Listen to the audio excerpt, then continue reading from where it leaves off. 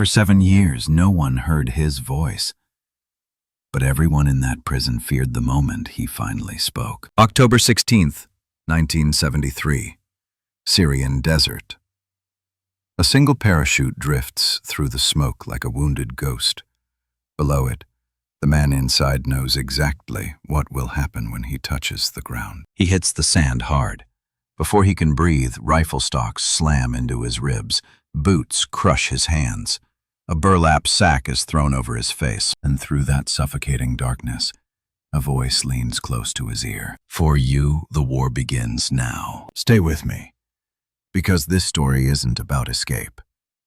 It's about how one man survived a war inside a room no bigger than a coffin. He was 20-something, a pilot trained to move fast, think fast, react fast. But nothing in his training prepared him for what waited beyond the desert road. The convoy stopped beside a fortress carved into stone. Bars, concrete, metal doors scarred by decades of screams. Meze military prison. Again and again, he heard the same whisper among the guards. No one leaves Meze alive. They dragged him through a corridor where even the walls seemed to hold their breath. Moisture dripped. Footsteps echoed like bones knocking. A chair waited for him, metal, bolted to the floor. Shackles snapped shut. The single bulb flickered above his head. No introductions, no charges, just questions thrown like knives. Name, unit, mission, who sent you? When he didn't answer fast enough, a blow came. When he tried to breathe, another blow came. When he simply existed, another blow came. But the worst part was not the violence. It was the calm. The interrogator's voice never rose, never shook, never showed anger. Cruelty delivered without emotion is the kind of cruelty the mind fears most. Hours blurred. Pain replaced time. Then, darkness. They dragged him to a cell so small he couldn't stand, couldn't lie flat, couldn't turn without scraping his shoulder against stone. The door slammed shut, and with it, the world ended. At first, he tried to track minutes by heartbeats, then hours by pacing, then days by hunger. But the cell swallowed every rhythm. No light, no sound except dripping water somewhere he could never locate. No marking of dawn or dusk. Just darkness pressing in like a second skin. Inside that suffocating void, the human brain begins to do what it was never designed to do. It begins to unravel. He whispered to himself just to hear something human. He recited childhood memories to keep them from dissolving.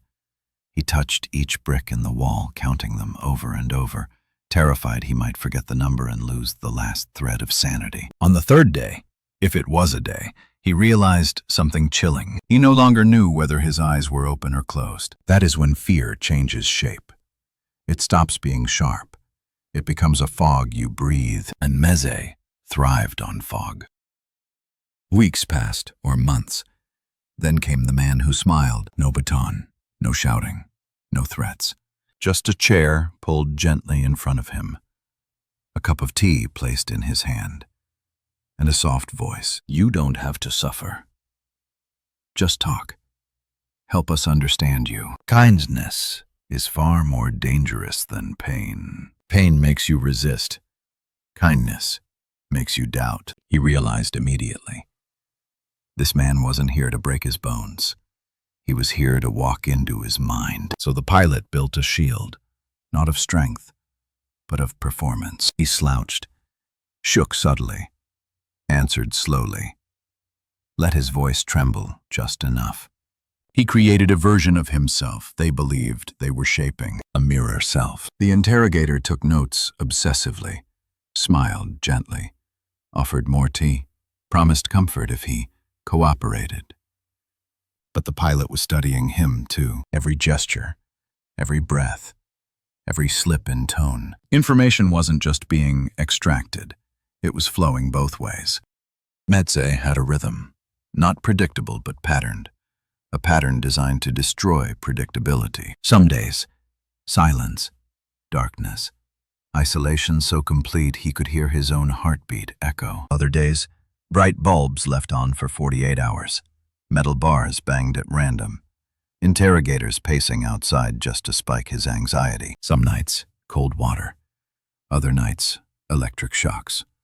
Once, suspended by the wrists until the joints screamed. But the worst was the waiting. Waiting between steps. Waiting between interrogations. Waiting for something he couldn't name. Fear is strongest not during torture, but between tortures. Around year 2, if time still meant anything, he came close to breaking. Sleep deprivation blurred his memories. Pain sharpened and dulled in cycles. Voices whispered behind the door. One guard told him, "Your country believes you're dead." Another said, "No one survives here this long." Another whispered, "Talk, and your suffering ends." But he had discovered something no interrogator expected. The less he feared them, the more they feared him. It began with a cigarette. A guard tried to offer one quietly, glancing around nervously. The pilot saw the tremor in the guard's hand. Fear, not his own, the guard's. The pilot realized something profound. Captors are also prisoners. Prisoners of rules, prisoners of punishment, prisoners of the system they enforce. And once he knew that, he stopped giving them the satisfaction of fear. He didn't smile. He didn't taunt them. He simply existed without their permission. To an interrogator, that is infuriating, because a man they cannot break is a man who breaks them. One winter night, an officer slammed a file on the metal table. "You sit here as if you have nothing to fear." "Why?" Silence. "Do you think Israel knows you're alive?" Silence. "Do you think anyone is coming?" Silence. The officer's voice cracked, the first crack in 7 years. He slammed a fist against the wall and stormed out. The pilot exhaled slowly. It wasn't victory. It wasn't triumph. It was simply this: he had outlasted the man who controlled his fate. And in Meze, that is a kind of freedom.